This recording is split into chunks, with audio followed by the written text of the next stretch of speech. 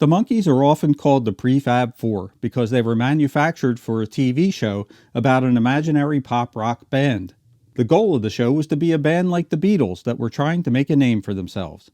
Unexpectedly, they became an actual rock and roll band, composing, recording, and releasing a remarkable diversity of songs.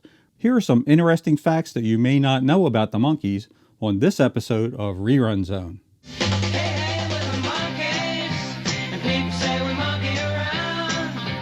Fact number 1. Casting.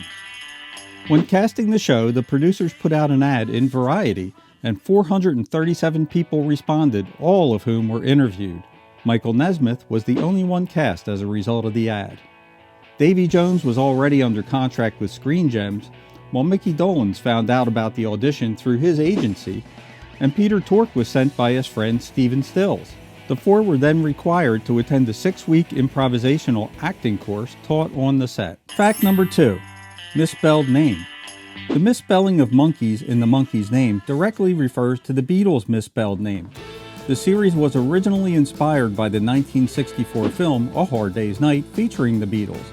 Ironically, Davy Jones was a part of the stage acting group performing a scene from Charles Dickens' Oliver Twist on that same show that the Beatles made their American debut on The Ed Sullivan Show on February the 9th, 1964. Fact number 3. Third season. When NBC was ready to renew the hit show for a third season, the Monkees wanted to change it from a half-hour sitcom to an hour-long variety show where they would present new artists. NBC then gave the group an ultimatum: either stay with the format as is or be canceled. The group stood firm and the show was canceled after just 2 seasons. Fact number 4. Appeared in all 58 episodes. Peter Tork and Mickey Dolenz appeared in all 58 episodes of the show.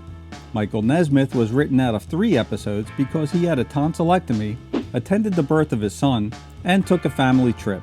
Davy Jones was also written out of 1 episode to attend his sister's wedding in England. Fact number 5. Famous auditions.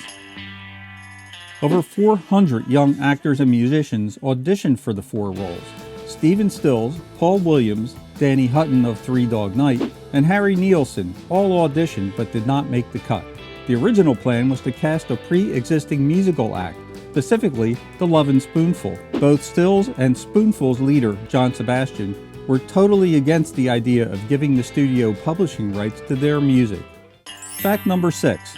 The Monkeemobile. The Monkeemobile was a modified Pontiac GTO from 1966. A third seat was added after the trunk was removed. Between the taillights, a drag chute was installed. The exhaust pipes exited from the back of the front tire wells, and a fiberglass grille and headlamp shroud adorned the front end. The first of 3 of these Monkeemobiles was created with a supercharger, a tan interior, and a convertible top. It didn't have a logo in the first season, but the logo was later added. The other 2 had fake superchargers, white interiors, and convertible tops. The logos on all 3 were different sizes. Fact number 7. No laugh track. The Monkees themselves demanded that the laugh track be removed halfway through season 2. It was the first sitcom in television history that didn't feature a laugh track, and set the standard for shows like Arrested Development, Community, and Scrubs to follow suit decades later. Fact number 8. Wool Hat. Michael Nesmith was first named Wool Hat for the show, and he was credited that way in the early press. In the Monkees pilot episode Here Come the Monkees, their manager Rudy calls Nesmith by that name. Wool Hat, take the boys right over to the Riviera Country Club. You're going to audition for a Mr. Russell. On the day of his audition, Nesmith had worn a wool hat to keep the hair out of his eyes while riding his motorcycle to the studio, and the producers liked it. However, Nesmith didn't like the nickname, and it was quickly dropped. Fact number 9. The Fonz.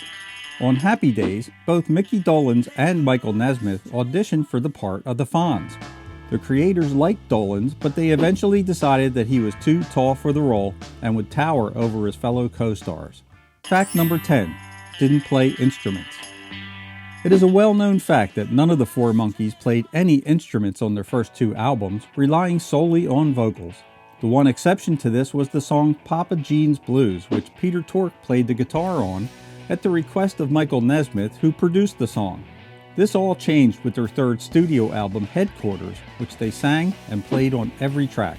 Due to the time constraints of a hectic concert tour and filming the TV show's second season, their fourth album, Pisces, Aquarius, Capricorn, and Jones Limited, featured a little of both studio musicians and the Monkees playing the instruments. If you like this kind of content, make sure to click on one of the links on your screen, and stop by again for more classic TV, movies, and pop culture trivia, reviews, and retrospectives on Rerun Zone. Goodbye for now.